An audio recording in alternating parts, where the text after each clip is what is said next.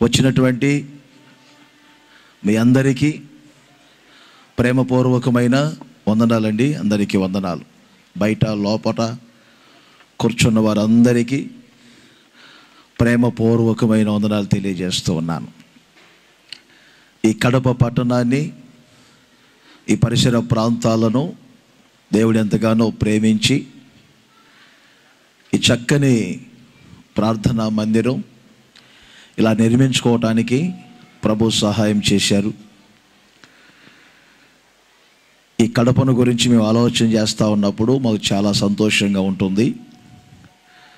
గతంలో పాత మందిరం ఒకటి చిన్న ప్రార్థనా మందిరం ఉండేది. ఆ తర్వాత మరలా ఈ ప్రాంతంలో ఇలా విశాల ప్రార్థనా మందిరం నిర్మించబడటం, ఇంకా కడప పట్టణాన్ని ప్రేమించిన దేవుడు ఎయిర్పోర్ట్ ఏరియాలో కూడా మరొక 2 ఎకరాల స్థలం ఇచ్చి అక్కడ ఒక ప్రార్థనా మందిరం, ఈ కడపలోనే 3 ప్రార్థనా మందిరాలని దేవుడు ఇచ్చినందుకు మేము ఎంతగానో సంతోషిస్తూ ఉన్నాం. మరి ఈ మందిరాన్ని దేవుడు చాలా విశాలంగా మార్చారు. మనకున్నటువంటి స్థలములో కింద పైన ఆ విధంగా ఏర్పాట్లు చేసుకోవటానికి ప్రభు సహాయం చేశారు. మన ఇరుకులలో విశాలతను కలగజేసే దేవుడు మన దీన స్థితిని సంపన్న స్థితిగా మార్చే దేవుడు మన ప్రభు అయిన యేసుక్రీస్తు. ఈ ప్రార్థనా మందిరం కొరకు దైవ సేవకులు అలాగే స్థానిక విశ్వాసులు కూడా చాలా ప్రార్థనలు చేశారు, ప్రయాసపడ్డారు, చేతుల కష్టార్జితాలని ఖర్చు పెట్టారు. అందరి యొక్క కృషి, హోసన్న మినిస్ట్రీస్ అలాగే నాయకులు అందరి యొక్క సహకారాలతో ఈ చక్కని ప్రార్థనా మందిరాన్ని దేవుడు ఈ విధంగా నిర్మించుకోవటానికి ప్రభు సహాయం చేశారు. సహకరించిన వారందరినీ దేవుడు సమృద్ధిగా ఆశీర్వదించునుగాక.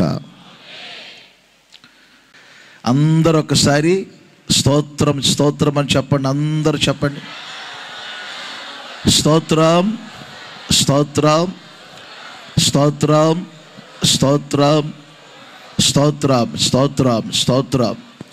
ప్రార్థనా మందిరం యొక్క విలువ ప్రతి ఒక్కరికి తెలియాలి. బైబిల్లో చాలా ప్రార్థనా మందిరాలు నిర్మించబడినట్లుగా మనం చూస్తాం. ఈ రోజున ప్రపంచవ్యాప్తంగా అనేక గ్రామాల్లో, పట్టణాలలో, జిల్లాల్లో, రాష్ట్రాల్లో, దేశాల్లో చక్కని ప్రఖ్యాతి కలిగినటువంటి ప్రార్థనా మందిరాలు నిర్మించబడుతూ ఉన్నాయి. ఒక ప్రార్థనా మందిరం ఎందుకు నిర్మించబడుతుంది? ఆ ప్రార్థనా మందిరం ఏమై ఉంటుంది? ఆ ప్రార్థనా మందిరములో జనులు ఏమై ఉంటారు? ఆ ప్రార్థనా మందిరాన్ని నిర్మించినటువంటి దేవుడు ఆ ప్రార్థనా మందిరములో ఏమై ఉంటారు అనే విషయాలను పరిశుద్ధ గ్రంథమైనటువంటి బైబిల్లో మనం తెలుసుకుంటే అనేక శ్రేష్టమైనటువంటి మాటలను మనం గుర్తించగలం. పాత నిబంధనలో దేవుడు ఇశ్రాయేలీయులను ఐగుప్తు దేశము నుండి పాలు తేనెలు ప్రవహించు దేశానికి నడిపించే రోజుల్లో సీనాయి పర్వతం దగ్గరికి వచ్చిన తర్వాత దేవుడు ఒక చక్కని ప్రత్యక్ష గుడారాన్ని కట్టమని, పరిశుద్ధ స్థలాన్ని నిర్మించమని చెప్పారు. మోషే ద్వారా ఒక చక్కని ప్రత్యక్ష గుడారం నిర్మించబడింది. చక్కని ప్రార్థనా మందిరం నిర్మించబడింది. అది 3 భాగాలుగా ఉంటుంది. ఆవరణం, పరిశుద్ధ స్థలం, అతి పరిశుద్ధ స్థలం. అందులో చక్కని 6 ఉపకరణాలు ఉంటాయి. ఇదంతా దేవుడు ప్రణాళిక చొప్పున ఒక చక్కని ప్రార్థనా మందిరం అని చెప్పాలి. ప్రత్యక్ష గుడారం నిర్మించబడింది. ఆ ప్రత్యక్ష గుడారము నిర్మించబడక మునిపే దేవుడు ఒక మంచి మాట చెప్పారు. నేను మీ మధ్యలో నివసించున్నట్లు నాకు ఒక పరిశుద్ధ స్థలమును మీరు నిర్మించవలెను అని చెప్పారు. ప్రత్యక్ష గుడారం కట్టబడిన తర్వాత దేవుడు పలుసార్లు నిర్గమకాండంలో ఉంటాయి. 25వ అధ్యాయం మీరు తెరవాల్సిన అవసరం లేదు. లైవ్లో ఉన్న వాళ్ళు ఇళ్ళల్లో ఉంటారు కదా, వాళ్ళు తెరిచి చూస్తారు, మీరు మౌనంగా వినండి. నిర్గమకాండం 25వ అధ్యాయం 22వ వచనములో చక్కని మాట ఉంటుంది. నేను అక్కడికి వచ్చి మిమ్ములను కలుసుకొందును అన్నారు. నేను అక్కడికి వచ్చి మిమ్ములను కలుసుకొందును. నేను అక్కడికి వచ్చి మిమ్ములను కలుసుకొందును. ఎక్కడికి? చాలా కష్టపడి ఇల్లు ప్రత్యక్ష గుడారాన్ని కట్టుకున్నారు కదా. ఆవరణం అని ఒక భాగం, పరిశుద్ధ స్థలం అని ఒక భాగం, అతి పరిశుద్ధ స్థలం అని ఒక భాగాన్ని కట్టుకున్నారు.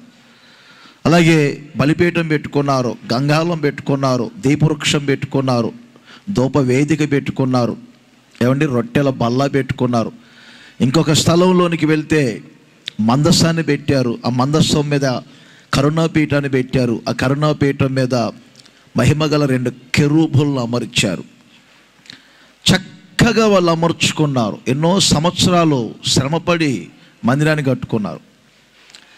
ఆ మందిరాన్ని వాళ్ళు కట్టుకొని నిర్మించుకున్నటువంటి ప్రతిఫలం ఏమిటంటే, యేసయ్య స్వయంగా చెప్తున్నారు, నేను మీరు కట్టుకున్నటువంటి ఆ ప్రత్యక్షపు గుడారములోనికి వచ్చి మిమ్ములను కలుసుకొందును, మిమ్ములను నేను కలుసుకొందును అన్నారు. ఇప్పుడు గమనించాలి మీరు, ఒక దేవుని మందిరం అంటే మనిషి దేవుడు కలుసుకునే స్థలం. జాగ్రత్తగా వినండి, 2 మాటలే. మనిషి దేవుడు కలుసుకునే స్థలం దేవుని మందిరం అంటే. దేవుని మందిరం విలువ చాలామందికి తెలియదు. పలు సందర్భాల్లో దేవుడు చెప్తారు, నేను అక్కడికి వచ్చి, అంటే ఆ ప్రత్యక్ష గుడారములోనికి, ఆ అతి పరిశుద్ధ స్థలములోనికి, శాసనములో ఉన్నటువంటి ఆ నిబంధన మందసం దగ్గరికి, ఆ కరుణాపీఠం దగ్గరికి, ఆ కెరూబులు ఉన్నటువంటి చోటుకి నేను వచ్చి మిమ్ములను కలుసుకొందును, కలుసుకొందును, కలుసుకొందును అంటారు. నా ప్రియమైన సహోదరులారా, దేవుడు మనుషులను కలిసే స్థలం ప్రార్థనా మందిరం. మనిషి దేవుణ్ణి కలిసే స్థలం ప్రార్థనా మందిరం. సొలొమోను కూడా చక్కని మాట చెప్తారు. ఆయన రోజుల్లో ప్రపంచానికే ఒక ప్రఖ్యాతిగాంచినటువంటి మందిరాన్ని కట్టారు. కట్టినటువంటి ఆయన తన ప్రార్థనలో వాడినటువంటి ఒక మంచి మాట ఉంటుంది. అది దినవృత్తాంతముల 2వ గ్రంథం 6వ అధ్యాయం 18వ వచనములో ఉంటుంది. దేవుడు మనుషులతో కలిసి నివసించుట సాధ్యమా? బాగా ఆలోచన చేయండి. ఈయన అడిగిన మాట, దేవుడు మనుషులతో కలిసి నివసించుట సాధ్యమేనా? ఆకాశము నా సింహాసనం అని చెప్పారు, భూమి నా పాదపీఠం అని చెప్పారు, నాకు ఎలాంటి మందిరాన్ని మీరు నిర్మిస్తాను అని దేవుడు చెప్పారు. ఆకాశ మహా ఆకాశాలే ఆయనను పట్టజాలవే. అంతటి దేవుడు, ఆ మహాఘనుడు, మహోన్నతుడు, పరిశుద్ధుడు, ఆ నిత్య నివాసి అయినటువంటి దేవుడు మనుషులతో కలిసి, మీకు అర్థమవుతుందా? మనుషులతో కలిసి నివసించుట. మరి నేను కట్టినటువంటి చక్కని ప్రార్థనా మందిరములో మనుషులతో కలిసి నివసించబోతున్నాడు దేవుడు అని చెప్తారు సొలొమోను. అందరూ చప్పట్లు కొట్టండి, చేతులకు పెట్టినటువంటి చలి కూడా పోతుంది. ఒకసారి గట్టి కొట్టండి, గట్టిగా గట్టిగా గట్టిగా గట్టిగా. హల్లెలూయా. ఈ ప్రార్థనా మందిరములో నా దేవుడు ప్రతి ఒక్కరిని కలుసుకొనుగాక. కలుసుకొనుగాక. ఇంకోసారి చెప్పండి, కలుసుకొనుగాక. ఇక ఎక్కడికి వెళ్ళినా ఆయన మిమ్మల్ని మీకు కలవరు.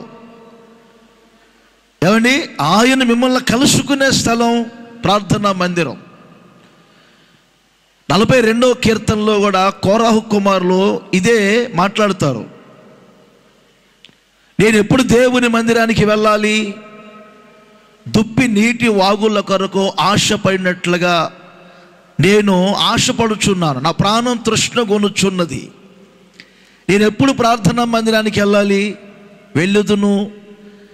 నా ప్రార్థనా మందిరములో నా దేవునికి నేనెప్పుడు కనబడేదును. ఆయనకి నేను ఎప్పుడు కనబడేదును, ఆయన్ను నేను ఎప్పుడు చూచేదును అని ఆశపడతారు వీళ్ళు.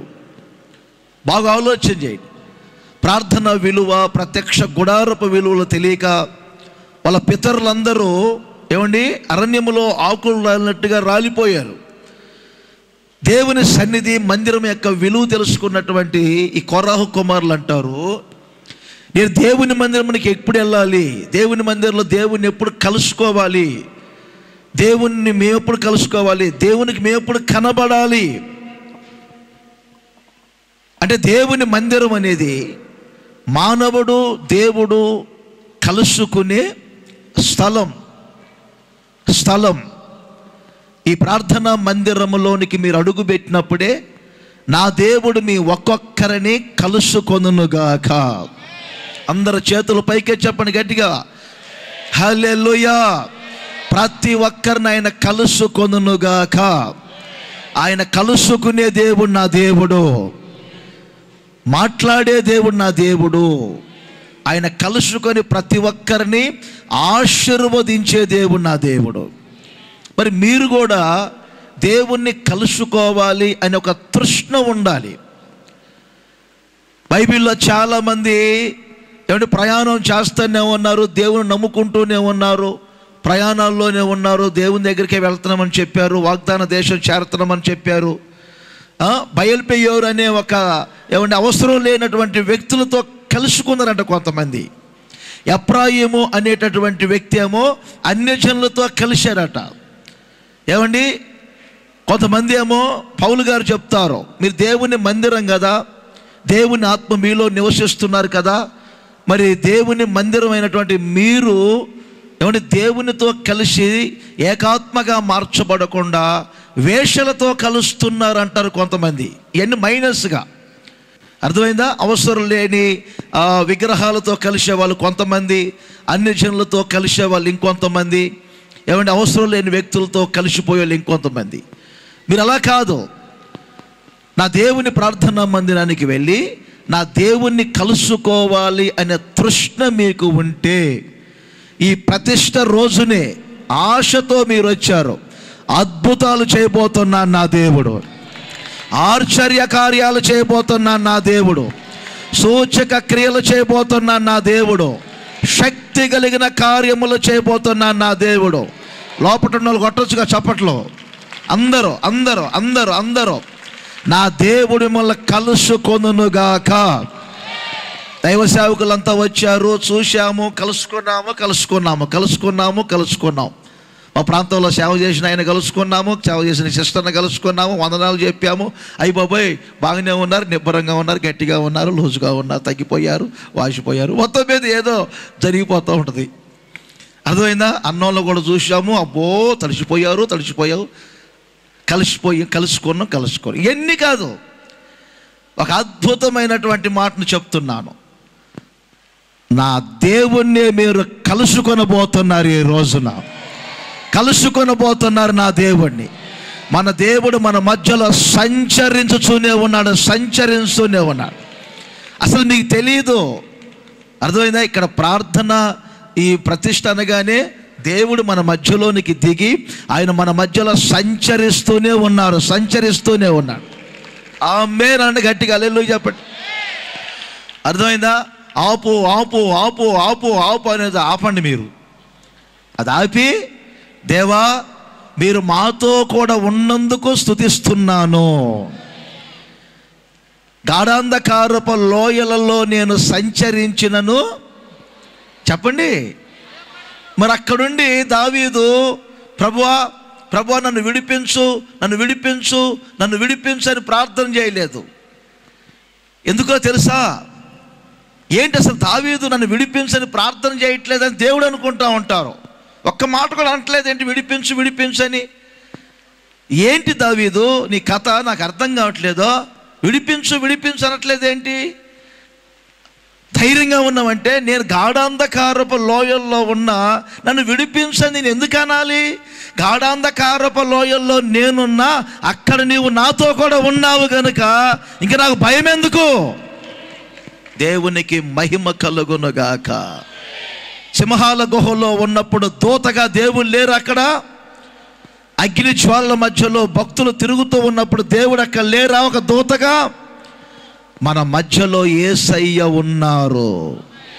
ఆయన మనల్ని కలుసుకోవటానికి వచ్చారు. నేను ఒక 2-3 రెఫరెన్స్లు ఇస్తాను, తర్వాత మీరు లైవ్లో వస్తున్నాయి కదా చూసుకోండి. నిర్గమకాండము 29వ అధ్యాయం, వీలైనంత వరకు కరెక్ట్గానే ఉంటాయి. 49వ వచనంలో ఒక మాట ఉంటుంది. 43వ వచనం 29:43లో ఒక మాట ఉంటుంది. అదేమిటంటే, నేను అక్కడికి వచ్చి మిమ్మల్ని కలుసుకొని నా మహిమ వలన దానిని పరిశుద్ధపరిచెదను అని చెప్పారు. దానిని నేను పరిశుద్ధపరిచెదను అని చెప్పారు. అంటే అర్థమేంటో తెలుసా? ఈ ప్రార్థనా మందిరములో మనలందరినీ కలుసుకోవటానికి వచ్చినటువంటి యేసయ్య ఎలా వస్తారో తెలుసా? మహిమతో వచ్చి ఆయన మనలందరినీ పరిశుద్ధపరుస్తారు. ఆయన మహిమతో దిగి వస్తారు. మహిమతో దిగి వస్తారు. చప్పట్లు కొట్టండి గట్టిగా, మహిమతో దిగి వస్తారు యేసయ్య. ఆమేన్ గట్టిగా. లోపల ఉన్న వాళ్ళు కూడా చెప్పండి గట్టిగా, హల్లెలూయా. ఎలా వస్తారు కలుసుకోవటానికి? చెప్పండి, మహిమతో. చెప్పండి, అందరూ చెప్పండి, మహిమతో వస్తారు కలుసుకోవటానికి. ఆయన మహిమను మనకిచ్చి మనల్ని ఏం చేస్తారు? ఆయన పరిశుద్ధపరుచునుగాక. దేవుని మందిరములో దేవుడు మనల్ని మహిమతో కలుసుకుంటారు. మహిమతో కలుసుకున్న దేవుడు తన ప్రజలను పరిశుద్ధపరుస్తారు. మనిషి పరిశుద్ధపరచబడే స్థలం ప్రార్థనా మందిరం. ప్రాణాత్మ దేహములలో ఉన్న ప్రతి కల్మషం తొలగిపోయి ఒక పరిశుద్ధముగా జీవించే స్థలం ప్రార్థనా మందిరం. నిర్గమకాండము 40వ అధ్యాయము 34వ వచనములో వ్రాయబడింది. మోషే రోజుల్లో ప్రత్యక్ష గుడారం అంతా కట్టి ముగించిన తర్వాత, దేవుడు చెప్పినట్లుగా సమస్తము చేసిన తర్వాత, అప్పుడు యెహోవా మహిమ ప్రార్థనా మందిరమును నిండుకొనెను. యెహోవా తేజస్సు మందిరమంతా ఆవరించెను. మహిమతో దిగి వచ్చే దేవుడు మన దేవుడు. దిగి వచ్చిన దేవుడు ఏం చేస్తారో తెలుసా? కలుసుకొని ప్రతి ఒక్కరిని పరిశుద్ధపరచునగాక. మనిషి పరిశుద్ధపరచబడే స్థలం ప్రార్థనా మందిరం. ఈ ప్రార్థనా మందిరాలకి ఎంతోమంది ఈ రోజున ఇదే రాయలసీమ ప్రాంతానికి యేసన్న గారు ప్రారంభపు రోజుల్లో వచ్చి ఎన్నో సువార్త సభలు పెట్టి ఈ రాయలసీమకే ప్రప్రథమగా కర్నూలులో ఒక చిన్న పరిచర్య ప్రారంభించాం. అది ఒక గుడిసెపడ స్కూల్ తీసుకొని చిన్న స్కూల్లో 4గురితో 5గురితో 6గురితో 8 మందితో ప్రారంభించాం. ఈ రాయలసీమలోనే ప్రప్రదంగా కొన్ని చోట్ల జరిగాయి, కానీ అరుదుగా జరిగాయి. మరి ఈ రోజున ఆ రోజుల్లో రాయలసీమ ప్రాంతాలన్నీ ఎలా ఉండేవి? కుడి ఏదో ఎడమేదో తెలియని ప్రాంతాలు అన్ననేవారు ఆ రోజుల్లో. బాగా ఫ్యాక్షనిజం ఉన్నటువంటి ప్రాంతాలు ఈ రాయలసీమలో ఒక బ్రాందీ సీసా ఇచ్చి పోపిచ్చి తాగమని ఆడు గొంతుకొయిపోరా అంటే కూడా కోసేటటువంటి మనుషులు ఆ రోజుల్లో. కుడి ఏదో ఎడమేదో తెలియని ప్రాంతాలు. ఈ రోజున రాయలసీమలో వందల కొలది ప్రార్థనా మందిరాలను దేవుడు నిర్మించారు. వందల కొలది ప్రజలు ఈ రోజున వేల సంఖ్యలో యేసు ప్రభువుని నమ్ముకున్నారు. గుడారాల పండుగ వచ్చిందంటే గుడారాల పండుగలో మాకు ముందు కనపడే జనం ఎవరో తెలుసా? రాయలసీమ ప్రజలు ఎక్కడ కనపడుతూ ఉంటారు. యేసన్న గారు వాళ్ళందరిని చూసి అనేవారు, ఎవర్రా రాయలసీమ అని రాళ్ళసీమ అనేది? ఎవర్రా రాయలసీమ అని రాళ్ళసీమ అనేది? రాళ్ళసీమే కావచ్చురా, ఈ రాయలసీమలో విలువైన రత్నాలు పండుతున్నాయి రా, రత్నాలు ముత్యాలు పండుతున్నాయి. కొట్టేదేదో గట్టిగా కొట్ట, మరలా లూజుగా ఎదుకో. హల్లెలూయా. ఈ రోజున అంతమంది మనస్సును మార్చుకొని పరిశుద్ధపరచబడి ఈ రోజున పవిత్రముగా ప్రార్థనా మందిరములో ఉన్నారంటే దీని అర్థమేంటి తెలుసా? నా దేవుడు ఆయన మహిమతో మనల్ని కలుసుకోవటానికి వచ్చి మిమ్మల్ని కలుసుకొని ఆయన మిమ్మల్ని తన మహిమ వలన పరిశుద్ధపరచునగాక. సొలొమోను కట్టినటువంటి ప్రార్థనా మందిరంలో కూడా దినవృత్తాంతముల 2వ గ్రంథం 5వ అధ్యాయం 13-14 వచనాల్లో వ్రాయబడింది. ఏమండి, సొలొమోను రోజుల్లో కూడా మందిరం ప్రతిష్ఠ జరుగుతున్నప్పుడు అలా దేవునిలో మందిరంలోనికి మహిమ దిగి వచ్చింది. మహిమతో దేవుడు దిగి వచ్చారు. దేవుని మందిరం అంతా మహిమతో నిండుకున్నది, ఆవరించింది. ఈ రాత్రి కలుసుకోవటానికి వచ్చిన దేవుడు ప్రతి ఒక్కరిని పరిశుద్ధపరచునగాక, పరిశుద్ధపరచునగాక. నిశ్చయముగా ఈ రాత్రి మీ జీవితంలో అద్భుతాలు జరగబోతూ ఉన్నాయి. పరిశుద్ధపరిచి మీకు సమాధానాన్ని కలగజేయబోతున్నారు. పరిశుద్ధపరిచి మీకు ఆరోగ్యాన్ని కలగజేయబోతున్నారు. పరిశుద్ధపరిచి మీ మనసును స్థిరపరచబోతున్నారు. పరిశుద్ధపరిచి మీ అక్కర్లన్నీ తీర్చబోతున్నారు నా దేవుడు. హల్లెలూయా. ఒక 3 సార్లు అందరండి పరిశుద్ధుడు పరిశుద్ధుడు పరిశుద్ధుడు అన్న చేతులు ఊపుతూ అనండి గట్టిగా, పరిశుద్ధుడు పరిశుద్ధుడు పరిశుద్ధుడు పరిశుద్ధుడు పరిశుద్ధుడు పరిశుద్ధుడు పరిశుద్ధుడు పరిశుద్ధుడు. వెంటనే ఏం జరిగింది? వెంటనే ఏం జరిగిందండి? అలా అంటున్నప్పుడు ఏం జరిగింది? ధూమము మహిమ దేవుని మందిరమును కమ్ముకున్నది. వెంటనే అక్కడున్న ఒక ఆయన అంటారు, అయ్యో నిజంగా మహిమ దిగిందో లేదో కానీ నా కళ్ళకు మాత్రం అలాగే ఆవరిస్తుంది. ఏం అర్థం కావట్లా. మీరు ఆత్మీయంగా చూడండి, మీరు ఆత్మీయంగా చూడండి. దేవుని మహిమ ఆవరించింది. నిజమే. నేను అనుకుంటున్నా నా కళ్ళల్లోకి అది నీళ్లు పోయి అనిపిస్తుంది. కాదు కాదు కాదు కాదు దేవుని మహిమ నిశ్చయముగా ఈ రాత్రి దేవుని మహిమ. పరిశుద్ధుడు పరిశుద్ధుడు పరిశుద్ధుడు పరిశుద్ధుడు పరిశుద్ధుడు పరిశుద్ధుడు అని చెబుతున్నప్పుడే అదిగో అదిగో అదిగో అదిగో అత్యున్నత సింహాసనమందు ఆసీనుడైన దేవుడు ఆయన వస్త్రపు చెంగును ప్రార్థనా మందిరాన్ని కప్పి వెంటనే ఒక పశ్చాత్తాపం కలుగుతుంది. పశ్చాత్తాపం, అయ్యో అయ్యో నేను అపవిత్రమైన పెదవుల గలవాడను. ఒక కెరూబు లేచి మీ వద్దకు రాబోతుంది. అర్థమైందా? బలిపీఠం మీద ఉన్నటువంటి ఒక నిప్పును తీసుకొని వచ్చి పెదవులను తగిలించగా పాపములకు ప్రాయశ్చిత్తము కలిగి పాపముల పరిహారము చెంది మీ పెదవులు ఇప్పుడు పవిత్రపరచబడినవి. జీవితం పవిత్రపరచబడింది. కుటుంబాలు పవిత్రపరచబడి ఈ రాత్రి ఈ కడప నూతన ప్రార్థన మందిరము ద్వారా నా దేవుడు ప్రతి శాపాన్ని దోషాన్ని యేసు నామములో తొలగించునుగాక. అందరు చేతులు ఊపుతూ చెప్పండి గట్టి, హల్లెలూయా హల్లెలూయా. పౌలు గారు కూడా ఇదే చెప్పారా? ఒకరేమో పాటలు పాడుతూ ఉంటారు, ఇంకొకరేమో భాషలు మాట్లాడుతూ ఉంటారు, ఇంకొకరేమో ఆత్మతో నింపడుతుంటారు, ఇంకొకరేమో భాషలకు అర్థం చెప్తూ ఉంటారు, ఇంకొకరేమో ప్రవచనాత్మ చెప్తూ ఉంటారు. ఇవన్నీ జరుగుతున్నప్పుడు పాపి అయినటువంటి ఒక వ్యక్తి, అవిశ్వాసి అయినటువంటి ఒక వ్యక్తి ప్రార్థనా మందిరంలో అడుగు పెట్టగానే అతని హృదయ రహస్యాలన్నీ కూడా బయలుపరచబడి తాను పాపిని అని ఒప్పుకొని పశ్చాత్తాపడి పవిత్రపరచబడి అతడు ఒక విశ్వాసిగా జీవిస్తాడని పౌలు గారు చెప్పారు. ఈ రాత్రి నా దేవుడు పరిశుద్ధ పరుచునుగాక, పరిశుద్ధపరచునుగాక. ఇంకొకసారి చప్పట్లు కొట్టి సంతోషముగా, అదిగో అదిగో దేవుని మహిమ ఆవరించింది దేవుని మహిమ. ఒక్కొక్కరిని ఈ వర్షం ఏం చేయలేదు మిమ్మల్ని.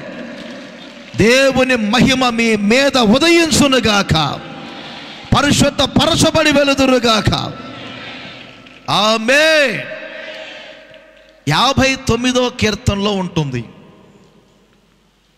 59వ కీర్తనలో 2 పర్యాయాలు వ్రాయబడి ఉంటుంది. తర్వాత చదువుకోండి.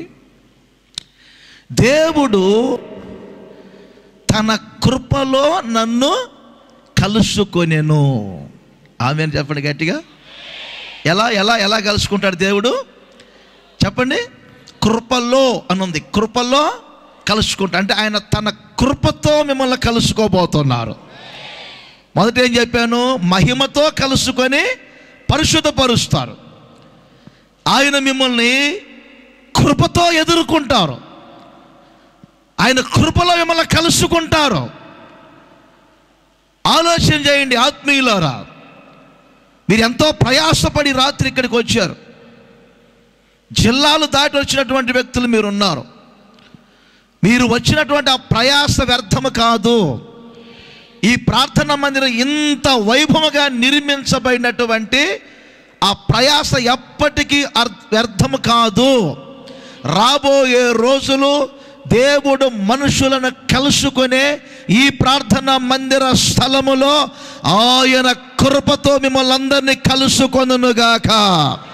కృప కృప కృప కృప కృప కృపను ఆయన తీసుకొని వచ్చునుగాక. హల్లెలూయా. ఇంకొకసారి గట్టిగా హల్లెలూయా. మోషే కొండ మీద నుండి ప్రజల మధ్యలోకి దిగి వచ్చారు. 40 రాత్రి మొగళ్ళు కొండ మీద ఉండి ప్రజల మధ్యలోకి దిగి వచ్చారు. ఆయన దిగి రావటం వలన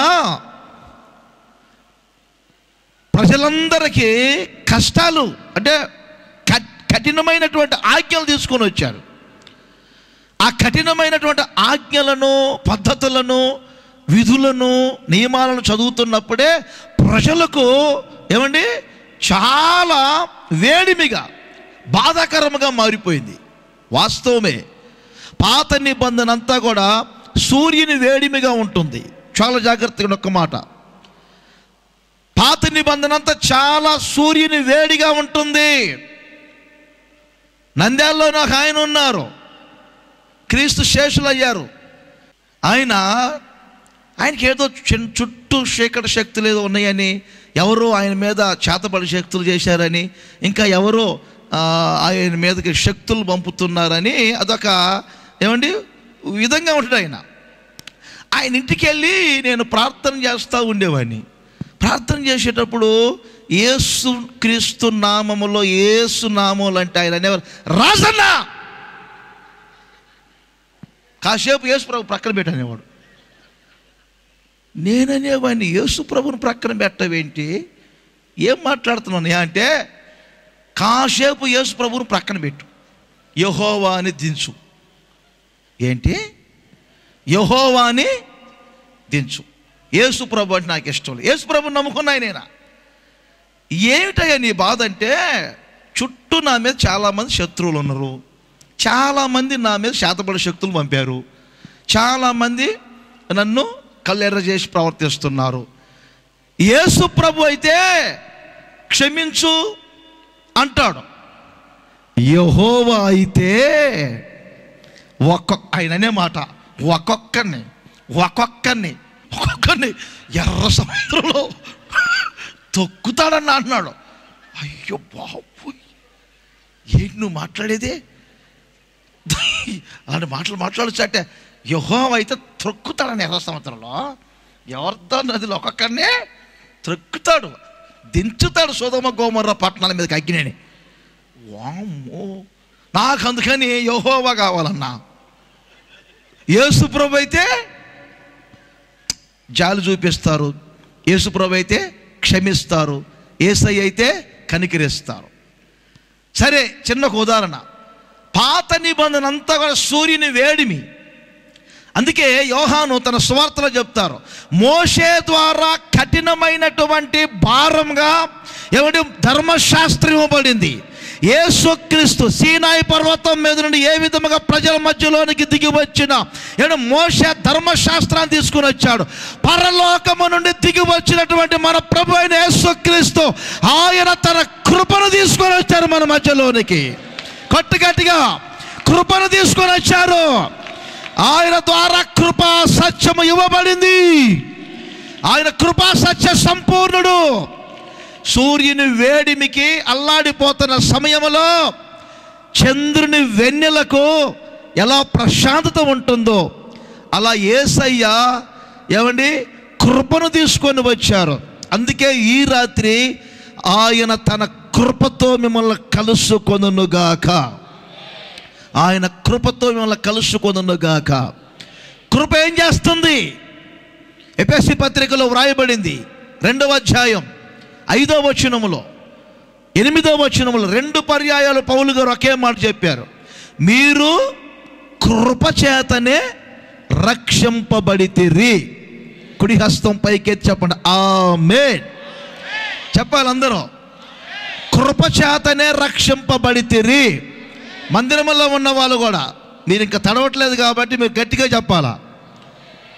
గట్టిగా బరిలో మమ్మల్ని దించి మీరు శుభ్రంగా అక్కడ ఉన్నారు. సరే, హల్లెలూయా మాత్రం గట్టిగా చెప్పాలి. మరి మీరు అందరు చెప్పండి, చేతుల పైకెత్తి గట్టిగా హల్లెలూయా. కృపచేత మీరు రక్షింపబడుదురుగాక. కృపచేత మీరు రక్షింపబడుదురుగాక. కృపచేత మీరు రక్షింపబడుదురుగాక. రక్షణ అంటే మనిషి ఆత్మకు రక్షణ కలగాలి. మనిషిలో ఒక ఆత్మ ఉన్నది.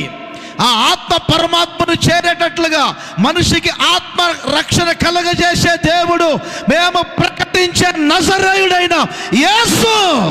మీ ఆత్మకు రక్షణ కలిగి ఎన్ని పుణ్యయాత్రలు చేసినా, పాదయాత్రలు చేసినా, ఎన్ని గోపురాల చుట్టూ తిరిగినా మనిషి ఆత్మకు రక్షణ కలిగే మార్గం లేదు.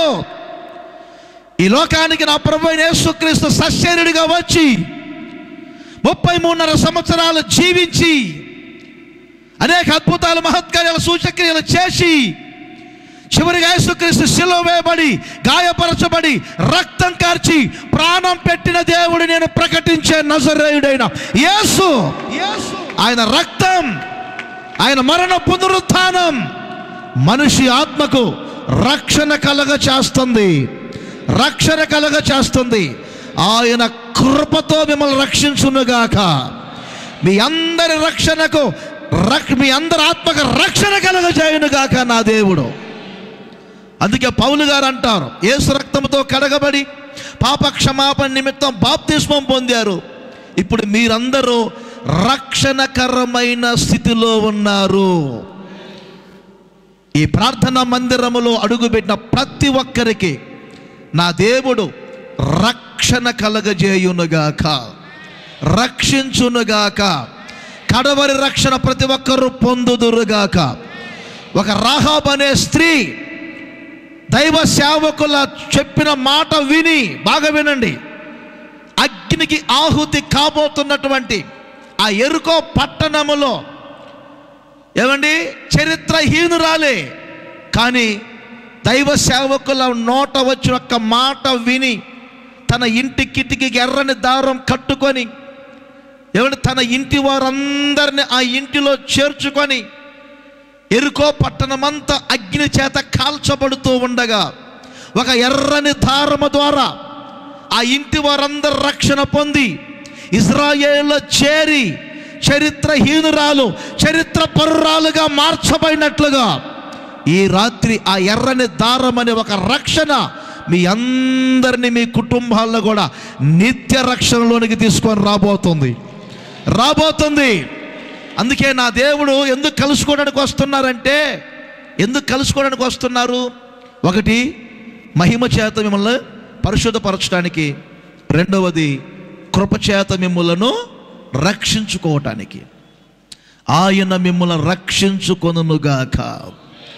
మీ అందరికీ బాగా సుపరిచయమైన మాట ఒకటి చెప్తాను. హెబ్రీ పత్రిక 7వ అధ్యాయం 2వ వచనములో ఒక మంచి మాట ఉంటుంది. 7వ అధ్యాయం 2వ వచనం. ఇదే విషయం ఆదికాండం 14వ అధ్యాయంలో కూడా ఉంటుంది. మనందరికి బాగా సుపరిచయమైన విషయం. రాజులను జయించి అబ్రహాము తిరిగి వస్తూ ఉన్నప్పుడు దేవుడు ఒక షాలేము రాజుగా, ఒక యాజకునిగా అబ్రహామును కలుసుకొనెను. ఆమేనండి ఒకసారి. ఎవరు కలుసుకున్నారు? అబ్రహాముని షాలేము రాజుగా దేవుడు కలుసుకున్నాడు. కలుసుకున్నప్పుడు దేవుని చేతిలో ఏమున్నాయి అప్పుడు చెప్పండి మీరు? ఒకటి రొట్టె, ఇంకొకటి ద్రాక్షారసం. ఏకీభవించండి, పర్లేదు. ఒకటి రొట్టె, ఇంకొకటి ద్రాక్షారసం. అంటే రొట్టెను తీసుకొని ద్రాక్షారసాన్ని తీసుకొని కలుసుకున్నారు. ఈ ప్రార్థనా మందిరంలో ఒకటి చెప్పాను మీకు ఇప్పుడే, దేవుడు కలుసుకునే స్థలం అని. ఈ కలుసుకునే స్థలములో ఆయన మహిమనిచ్చి పరిశుద్ధపరుస్తారని చెప్పాను. రెండవ చెప్పాను, ఆయన కృపనిచ్చి మీ ఆత్మకు రక్షణ కలుగజేస్తారని. మూడవది, ఆయన కలుసుకునే ఈ ప్రార్థనా మందిరములో నా దేవుడు మిమ్మల్ని ఆశీర్వదిస్తారు. ఎలా అంటే ఆయన తన చేతిలో ఉన్న రొట్టెను ద్రాక్షారసాన్ని మీకు పంచి పెడతాడు. ఈ రొట్టె ద్రాక్షారస కార్యక్రమం ఉంటుంది ప్రార్థనా మందిరంలో. ఈ రొట్టె ద్రాక్షారసం దేని చూపిస్తుందంటే సంఘ సహవాసాన్ని చూపిస్తుంటుంది. అందరు చెప్పండి, ఏంటి? సంఘ సహవాసం. ప్రార్థనా మందిరానికి మీరంతా వస్తుంది ఎందుకు? పరిశుద్ధపరచబడటానికి. రెండోది, ప్రార్థనా మందిరానికి మీరు వస్తుంది ఎందుకు? ఆత్మకు నిత్య రక్షణ కలుగజేసుకోవటానికి. మూడవది, ప్రార్థనా మందిరానికి ఎందుకు మీరు వస్తున్నారంటే ప్రార్థనా మందిరములో మీరందరూ సంఘ సహవాసములో స్థిరపడాలి. ఆమేనండి, చేతుల పైకి ఎత్తి గట్టిగా. సంఘ సహవాసములో స్థిరపడాలి. ఒకప్పుడు ఎక్కడెక్కడో మీరు నాటబడ్డారు. మందిరం అనేది ఒక తోట వంటిది. ఏమండి, యేసన్న గారు చెప్తారు, చిన్నప్పుడు యేసన్న గారికి ఒక బుద్ధి ఉండేదట. అక్కడక్కడ దెబ్బల మీద ఉన్నటువంటి టమాటా చెట్లను వాటిలన్నిటిని పెరుక్కొని వచ్చి ఇంటి ముందు నాటుకునేవారట యేసన్న గారు. చిన్న తోటలాగా చేసి ఆ దెబ్బల్లో ఉన్నటువంటి దెబ్బల్లో తెలుసుగా మీకు, టమాటా చెట్లను పోలుస్తూ ఉంటాయి. వాటిని పెరికి ఏమండి యేసన్న గారు చిన్న తోటలాగా ఇంటి ముందు చేసుకొని దానిలో నాటేవారంట. అన్న సేవకు వచ్చిన తర్వాత అన్న అనుభవాన్ని చెప్పేవారు. ఎలాగో తెలుసా? ఒకప్పుడు ఎక్కడెక్కడో దెబ్బల మీద ఉన్నటువంటి టమాటా చెట్లన్నింటినీ పెరికి నేను నా ఇంటి ముందు చిన్న తోటలో నాటాను. ఇప్పుడు ఎందరో ఎక్కడెక్కడో పనికి రాని జీవితం చేస్తున్నారు. మన పాటలో కూడా వాడాం మనం, పనికి రాని నన్ను నీవు పైకి లేపావని. ఎక్కడో ఉన్నటువంటి మీ అందరినీ నా దేవుడు ఈ రోజున ఏమండి సంఘం అనే తోటలో తీసుకొచ్చి నాటారు. నాటారు. తోట అనేది ఒక చెట్టు ఉంటే తోట కాదు. హోసన్న కుటుంబంలో ఈ రోజున లక్షల మంది ప్రజలు చేరారు. మీ సహవాసం లేకపోతే మా వైభవం ఉండదు. అర్థమైందా? మా దిమ్మ తిరిగిపోయే రిజల్ట్ మీ ద్వారా మాకు వచ్చిందనుకోండి, ఇంకేముంది మా బతుకు? మా ధైర్యం మీరే. ఆమేన్. ఏంటి చేతులు పైకి ఎత్తలేదు? మా ధైర్యం మీరే అంటే ఏంటి అర్థం? ఇప్పుడు మీరు ఎవరు కూర్చోకపోతే మా పరిస్థితి ఏంటి? మాకు ఎంత భరోసా ఇచ్చారు మీరు? అయితే అర్థమైందా? అవసరమైతే మా ప్రాణాలకు ప్రాణాన్ని అడ్డం పెట్టేవాళ్ళు మీరు. అదేదో గట్టిగా అనొచ్చు కదా, మాకు ఇంకొంచెం ఊపు వస్తుంది. డౌట్ వస్తుంది అది. మరి ఇప్పుడు దాకా ఏమయ్యావు నువ్వు? హల్లెలూయా చెప్పండి అందరూ, చేతులు పైకెత్తి ఓపెన్, చేతులు ఓపెన్ గట్టిగా. హల్లెలూయా హల్లెలూయా. ఈ రోజున నా దేవుడు హోసన్న మినిస్ట్రీ సంఘాలలో అనేకులను స్థిరపరుస్తున్నారు. కడప పరిసర ప్రాంతాల్లో బ్రాంచీలో ఉన్న సంఘ విశ్వాసులారా, నా దేవుడు ఈ రాత్రి మిమ్మల్ని కలుసుకున్నది ఎందుకంటే ఆయన చేతిలో ఉన్న ద్రాక్షారసమును, ఆయన చేతిలో ఉన్న రొట్టెను మీకు పంచి పెడుతున్నారు. ఎందుకంటే సంఘములో మీరు ఐక్యత కలిగి ఉండాలని, సంఘ సహవాసములో కలిగి ఉండాలని, సంఘముతో మీరు ఏకాభిప్రాయం కలిగి ఉండాలి, సంఘములో ఒక కట్టు కలిగి ఉండాలి. ఏకత్వములో భిన్నత్వం కలగకూడదు, భిన్నత్వములో ఏకత్వం కలగాలి. ఒక శరీరములో అమర్చబడిన అవయముల వలె మీరందరూ మార్చబడుదురుగాక. ఆమేన్. అందుకే మొదటి శతాబ్దములో ఏమండి 120 మంది చేత సంఘం స్థాపించబడింది. వెంటనే 3000 మంది చేరారు. వాళ్ళకు చెప్పినటువంటి మొట్టమొదటి బోధ, ఉపదేశం ఏమిటంటే, మీరందరూ అపోస్తుల బోధలోను, అపోస్తుల సహవాసములోను, అపోస్తుల ప్రార్థనలోను, చివరిగా అపోస్తుల రొట్టె విరుచుటలో ఎడతెగక ఉండాలి. చెప్పండి ఇంకోసారి, నోటితో చెప్పండి. ఎడతెగక ఉండాలి. దీన్ని ఏమంటారు? సంఘ సహవాసం. ఎంతవరకు మీరు సంఘ సహవాసాన్ని కాపాడుకుంటున్నారు? మనుషులు కలుస్తున్నారు, మనస్సు కలుస్తుందా? ఏకాభిప్రాయం మీకు ఉంటుందా? ఒకసారి ఆలోచన చేయండి. తప్పిపోతున్న ప్రతిసారి, దీనికి ఒక చిన్న మాట చెప్తున్నా వినండి. తప్పిపోతున్న ప్రతిసారి ఎమ్మాయి మార్గంలో కొంతమంది తప్పిపోతున్నారు సహవాసాన్ని విడిచి. ఇంకొంతమంది ఏమో వదిలిపెట్టినటువంటి, విడిచిపెట్టిన వలలు పట్టుకొని ధోని ఎక్కి సముద్రంలో చేపలు పట్టడానికి వెళ్ళారు. ఆ 2 సందర్భాలలో యేసయ్య వారిని కలుసుకొని మరలా వారిని నూతనపరచడానికి, వారి మనసును వెలిగించటానికి, వారిని మరలా సంఘ సహవాసములో చేర్చటానికి యేసయ్య వాడింది ఏంటో తెలుసా? రొట్టె విరిచారు. రొట్టె విరిచారు. ఎప్పుడైతే రొట్టె విరిచి ఇచ్చారో వారి మనసు తెరవబడినట్లుగా మనం బైబిల్లో చూస్తాము. అందుకే నా దేవుడు మిమ్మల్ని సంఘ సహవాసములో మరింతగా స్థిరపరచటానికి, దృఢపరచటానికి ప్రార్థనా మందిరములోనికి దేవుడు మిమ్మల్ని కలుసుకోవటానికి వస్తున్నారు. కలుసుకోవటానికి వస్తున్నారు నా దేవుడు. చెప్పండి గట్టిగా, హల్లెలూయా. రోజు రోజుకి సంఘ సహవాసములో స్థిరపరచబడుదురుగాక. మనకు వర్గ భేదాలు లేవు. ఆమేనండి గట్టిగా. ఎత్తు చేతుల పైకి చెప్పండి. మనకు వర్గ భేదాలు లేవు, కుల భేదాలు లేవు, రంగు భేదాలు లేవు, ఏ భేదము లేదు. మనందరినీ ఒక్క శరీరములో అవయముల వలె దేవుడు అమర్చారు. సంతోషంగా ఉన్న వాళ్ళందరూ గట్టిగా హల్లెలూయా అని చెప్పండి. ఇంత వర్షంలో కూడా మనం తడుపుతున్నారని బాధ కలిగిన వాళ్ళు కూడా గట్టిగా హల్లెలూయా అని చెప్పండి. అయినా తప్పదు, బరిలోకి దిగాం, తప్పదు. మీరు ఫ్లోలో ఏం చెప్తున్నారు అర్థంగా చెప్తున్నారు. చాలా మంచి వాళ్ళు, రెడీగా ఉన్నారు చెప్పటానికి. ఇప్పుడు చిన్న చెట్లు మనం ఇక్కడ ఒక చెట్టు నాటుతాం, ఇక్కడ ఒక చెట్టు నాటుతాం, ఒక చిన్న మాట 3 అడుగులు లేదా 4 అడుగుల దూరంలో నాటుతాం.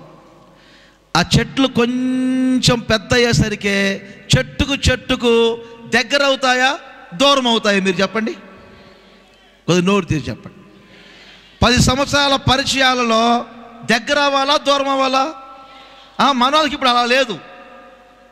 ప్రారంభపు దశలో కొంతమంది మందిరానికి వచ్చినప్పుడు అబ్బా వందనాలు అని, వందనాలు అక్క, వందనాలు చెల్లి, అబ్బా ఒకరినొకరు హత్తుకోవటం, ప్రార్థన చేసుకోవటం.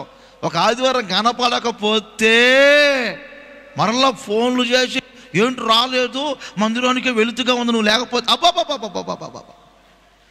ఇక 10 సంవత్సరాల తర్వాత ఏదో పెద్ద రాజ్యాలు కోల్పోయిన వ్యక్తుల్లాగా ఒకరిని ఒకరు చూసి ఆమె వచ్చి వందనాలంటే అనే పరిస్థితి వచ్చింది. వందనాలంటే వందనాలు కూడా ఏదో ఒక చిన్న అసమాధానం అవి ఉండకూడదు సంఘాల్లో. ఒక చిన్న మాట చెప్తున్నా, మేము మిషనరీ సేవకులం కాదు, మేము ఎవరో తెలుసా? సంఘానికి తండ్రులు లాంటి వాళ్ళం. అర్థమైందా? ఏ సంఘానికి వెళ్ళినా మినిస్ట్రీ ఉపదేశాలు, మినిస్ట్రీ కట్టుబాట్లు అన్నీ చెప్పేవాళ్ళం మేమంతా. గెస్టుల్లాగా వచ్చి గెస్టుల్లాగా వెళ్ళటానికి మేము అలాంటి వాళ్ళం కాదు కదా. అందుకని ప్రేమతో చెప్తున్నాను, ఆప్యాయతతో చెప్తున్నాను. రోజుకి సంఘ సహవాసములో మరింతగా మీరు దృఢపరచబడుదురుగాక. ఆఖరికి ఒకే ఒక వచనం అపోస్తుల కార్యములు 1వ అధ్యాయము 4వ వచనములో ఒక చక్కని మాట వ్రాయబడింది. ఆయన వారిని కలుసుకొని ఏం ఆజ్ఞాపించారు వినండి. నా తండ్రి వలన మీరు వినినటువంటి వాగ్దానము చేసిన ఆత్మను మీ మీదికి పంపుచున్నాను. అందరూ చప్పట్లు కొట్టండి గట్టిగా. ఈ ప్రార్థనా మందిరములో ఏమండి అడుగు పెట్టిన ప్రతి ఒక్కరిని నా దేవుడు కలుసుకొనుగాక, కలుసుకొనిన దేవుడు పరిశుద్ధపరచునుగాక, కలుసుకొనిన దేవుడు ఆత్మక రక్షణ కలిగించునుగాక, కలుసుకొనినటువంటి దేవుడు సంఘ సహవాసములో మిమ్మల్ని మరింతగా స్థిరపరచునుగాక, కలుసుకొనిన దేవుడు మిమ్ములను ఆత్మతో నింపునుగాక, పరిశుద్ధాత్మతో నింపునుగాక. మీ ఒక్కొక్కరి మీదకి పైనుండి శక్తి దిగువచ్చునుగాక.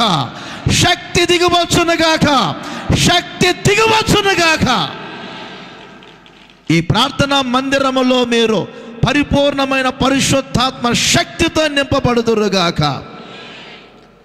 పరిశుద్ధాత్మను పొందాలి ప్రతి ఒక్కరూ.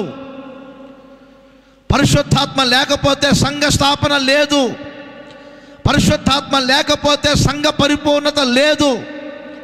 పరిశుద్ధాత్ముడు ఎన్నో పనులు చేస్తారు. అందులో ఒక పని ఏమిటంటే మిమ్ములను ఆత్మీయతలో సంపూర్ణ సత్యములోనికి నడిపిస్తారు. సత్య స్వరూపమైన ఆత్మ వచ్చినప్పుడు మిమ్మల్ని సర్వసత్యములోనికి నడిపించని వాక్యం చెప్తుంది. ఈరోజు చాలామంది భక్తి చేస్తున్నారు, నామకార్థపు ఆచారాల్లో ఉన్నారు, మతకట్ల మధ్యలో నలిగిపోతున్నారు. ఇంకా అగరబత్తీలు ముట్టించి, ఇంకా క్యాండీలు వెలిగించి, ఇంకా ఏదో తిరణాలకి వెళ్ళి గుండు కొట్టించుకొని సంవత్సరానికి ఏదో 2 సార్లు వస్తున్నామని నామకార్థపు భక్తి చేస్తున్నారు. భక్తిలో ఉన్న శక్తిని తెలుసుకోలేకపోతున్నారు. బాగా ఆలోచన చేయండి. ప్రార్థనా మందిరాల్లో ఈ రోజున పరిశుద్ధాత్మ నింపుదల లేక శరీర కార్యాలన్నీ పెరుగుతూ ఉన్నాయి. ముండ్ల తుప్పల వలె, బలు రకాసి చెట్ల వలె ప్రార్థనా మందిరాల వైభవం అంతా ఆ ప్రార్థనా మందిరాలలోనికి లోకం కలుస్తుంది, రాజకీయం కలుస్తుంది, శరీర కార్యాలన్నీ అములుకొని ఉంటున్నాయి. ఆత్మచేత మాత్రమే శరీర కార్యాలన్నీ చంపబడతాయి. పరిశుద్ధాత్ముడు ఒక్కొక్కరిలోనికి వచ్చినప్పుడే భక్తి రంగములో మీరు చీల మండలము లోతుల్లో ఉండరు, మోకాల లోతుల్లో ఉండరు, నడుము లోతుల్లో ఉండరు. ఆ నది సంపూర్ణ సత్యం అనే నదిలో ఏమంటే ఈత కొట్టే వ్యక్తుల్లాగా తేలిపోయే వ్యక్తుల్లాగా సంపూర్ణ సత్యములోనికి పరిశుద్ధాత్ముడు మిమ్మల్ని నడిపించునుగాక. హోసన్నా విశ్వాసులు అంటే ఎవరో తెలుసా? సంపూర్ణ సత్యాన్ని తెలుసుకున్న విశ్వాసులు, ఉపదేశాలు తెలుసుకున్న విశ్వాసులు, భక్తిలో ఆరితేరిన వాళ్ళుగా మారాలి, నైపుణ్యముగా మారాలి. ప్రాథమిక విషయాల్లో ఉండేవాళ్ళు కాదు, సంపూర్ణతగా సాగిపోయేవాళ్ళు. అందుకే పరిశుద్ధాత్ముడు అవసరం మీకు. పరిశుద్ధాత్ముడు ఇంకొక పని చేస్తారు. ఏమండి? మీ దీన శరీరములన్నిటినీ పరిశుద్ధాత్ముడు మీ లోనికి వచ్చి ఏమండి మహిమగల శరీరాలుగా మారుస్తారు. క్రీస్తునకు కలిగినటువంటి సంపూర్ణతకు సమాన సంపూర్ణత గల వారిగా మీరు ఉండేటట్లు పరిశుద్ధాత్ముడు మిమ్మల్ని సంపూర్ణముగా పరిశుద్ధపరచునుగాక, సంపూర్ణులుగా మార్చునుగాక. రాకడ సమయములో ఆయన ఎదుట నిలబడేటట్లు, ఆయన ముఖాముఖిగా చూసేటట్లు, ఆయన ఎదుర్కొనేటట్లుగా మిమ్మల్ని సంపూర్ణ పరిశుద్ధులుగా మార్చునుగాక. అందుకని ప్రార్థనా మందిరం అంటే దేవుడు మనిషిని కలుసుకునే స్థలం, మనిషి దేవుణ్ణి కలుసుకునే స్థలం. ఈ చక్కని ప్రార్థనా మందిరములో నా దేవుడు మీ ఒక్కొక్కరిని కలుసుకొనుగాక. ఏ ప్రార్థనా మందిరాలకు మీరు సంబంధించిన వాళ్ళు ఏ ప్రాంతాల నుండి వచ్చారో ఆ ప్రార్థనా మందిరాలలో మీరు స్థిరపడండి. ఆ ప్రార్థనా మందిరములో దేవుణ్ణి కలుసుకునే అనుభవంలో ఉండండి. నా దేవుడు మిమ్మల్ని పరిశుద్ధపరుస్తారు, మీ ఆత్మకు రక్షణ కలుగజేస్తారు. మరింతగా మిమ్మల్ని లోకములో ఉంచకుండా, రాజకీయంలో ఉంచకుండా, సంఘ సహవాసములో మిమ్మల్ని స్థిరపరిచి సంఘములో ఎంతో ఆదరణ, ధైర్యాన్ని, మీకు ప్రోత్సాహాన్ని కలుగజేస్తాడు. చివరిగా పరిశుద్ధాత్మతో మిమ్మల్ని నింపి మిమ్మల్ని సంపూర్ణ సత్యములో స్థిరపరుస్తారు, మిమ్మల్ని సంపూర్ణులుగా మారుస్తారు. ఈ నూతన మందిర ప్రతిష్ట కార్యక్రమంలో దేవుడిచ్చినటువంటి మాటలన్నింటినీ నా దేవుడు మీ హృదయములలోనూ, దూరాన ఉండి లైవ్లో పాల్గొన్న వారి హృదయములలోనూ నా దేవుడు స్థిరపరచునగాక. ఇక చిన్నగా లేచి నిలబడండి. ఒక చిన్న ప్రార్థనలు చేసుకొని ముగించుకోబోతున్నాం. ప్రేమానమ్మకం కలిగిన మా ప్రియ పరలోక తండ్రి, మీకు స్తోత్రాలయ్యా. ఏమిచ్చి నీ రుణాన్ని తీర్చగలుగుతాం తండ్రి. మీరు మాకు చేసిన మేలుల కొరకు, ఉపకారాల కొరకు స్తోత్రం. నమ్మదగిన సహాయకుడా, మీరు మమ్మల్ని కలుసుకోవాలని మహిమగా దిగి వచ్చినందుకై స్తోత్రాలు తండ్రి. కృపతో దిగి వచ్చినందుకై స్తోత్రాలు ప్రభువా. రొట్టె ద్రాక్షారసమనే సహవాసంతో దిగి వచ్చినందుకై స్తోత్రం తండ్రి. నీ ఆత్మను అనుగ్రహించాలని, ఆత్మతో నింపాలని దిగి వచ్చినందుకై స్తోత్రం. నీ మాటలన్నిటినీ ఒక్కొక్కరి జీవితంలో నెరవేర్చమని వేడుకుంటున్నాం. ఇంతవరకు స్వామి ఎంతో ఓపికగా తండ్రి వర్షంలో తడుస్తూ నీ మాటలు విన్నవాళ్ళని, మందిరంలో నిలిచి నీ మాటలు విన్నవారిని, లైవ్ ద్వారా నీ మాటలు విన్నవారందరినీ కూడా మీరు దీవించమని వేడుకుంటున్నాం స్వామి. మీ స్తోత్రం. నిశ్చయముగా ఈ రాత్రి ఒక్కొక్కరికి కృప కలుగునుగాక, మహిమ పొందుదురుగాక, సహవాసులు నిలిచి ఉందురుగాక, ఆత్మశక్తిని పొందుదురుగాక. కృప చూపించి ఆశీర్వదించమని వేడుకుంటున్నాం ప్రభువా. నీ మాటలన్నిటిని ఒక్కొక్కరి జీవితంలో నెరవేర్చమని వేడుకుంటున్నాం. మీ సేవకులను బట్టి ప్రభువా మీకు నిండు మనసుతో కృతజ్ఞతలు తెలియచేస్తున్నాం. ఎంతో ఓర్పుతో, ఎంతో ఓపికగా ప్రజల పట్ల వారుకున్న భారాన్ని బట్టి స్వామి మీకు స్తోత్రం. ఈ జడివానలో కూడా తడుస్తూ నిలబడి నీ మాటలు అందించిన ప్రభువా రాజన్నను బట్టి మీకు వందనాలు స్వామి. అయ్యా మీ సేవకులు మరింతగా మీరు బలపరచమని వేడుకుంటున్నాం స్వామి. మీ స్తోత్రం. నా ప్రభువా, ఆరంభం అల్పమైన, ముగింపు మహిమకరంగా మార్చగల దేవుడవు స్వామి. మీ స్తోత్రం. మహిమగా మార్చినందుకై స్తోత్రాలు చెల్లిస్తున్నాం దేవా.